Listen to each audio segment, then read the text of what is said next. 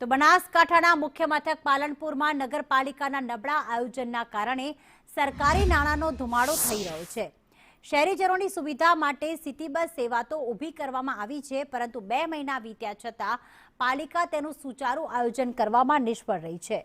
નવાઈની વાત તો એ છે કે હજુ સુધી બસોનું કોઈ ચોક્કસ ટાઈમ ટેબલ કે નક્કી કરેલા સ્ટોપ પણ બનાવવામાં આવ્યા જ નથી, અને આ જ કારણ છે કે નાગરિકો આ સેવાનો લાભ લઈ શકતા નથી। ભાડા તો વસૂલ કરવામાં આવે છે, પરંતુ યોગ્ય સુવિધા નથી આપવામાં આવી। તો બીજી તરફ આયોજનના અભાવે આ બસો માત્ર આયોજન કરવામાં આવી હોય તેવું જ લાગી રહ્યું છે। આ બસો માત્ર રસ્તા પર શોભાના ગાંઠિયા સમાન સાબિત થઈ રહી છે, કારણ કે અહીંયા મુસાફરો જે છે તે મુસાફરીથી તો વંચિત જ છે।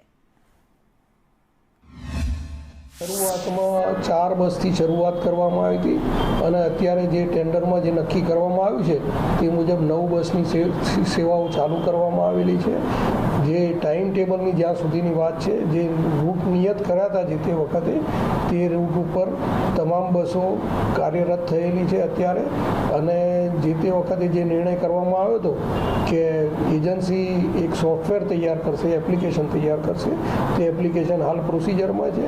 લગભગ આગામી અઠવાડિયા સુધીમાં એપ્લિકેશન પણ તૈયાર થઈ જશે અને લોકોને કયા સમયે કઈ જગ્યાએ બસની સેવા ઉપલબ્ધ થશે તેની પણ માહિતી લાઈવ અપડેટેડ મળી રહેશે। આટલા મોટા પાલનપુરમાં કઈ બાજુ ચાલે છે એ હજુ સુધી ખબર પડતી નથી, અને ખરેખર સરકારે લાખો રૂપિયા જે ગ્રાન્ટ વાપરી છે તો એનો સદુપયોગ થવો જોઈએ, એના માટે રૂટ બનવા જોઈએ, એના માટે એક ટાઈમ ટેબલ થવું જોઈએ, લોકોના સુધી પહોંચવું જોઈએ, દરેક બાબતની એક જાહેરાત થવી જોઈએ।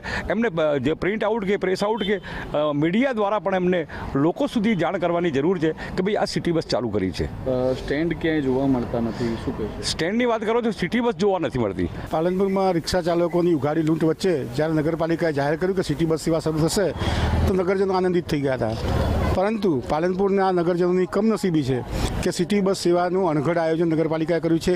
અત્યાર સુધી નગરપાલિકા દ્વારા કોઈ પણ પ્રકારના રૂટ નક્કી કરવામાં આવ્યા નથી।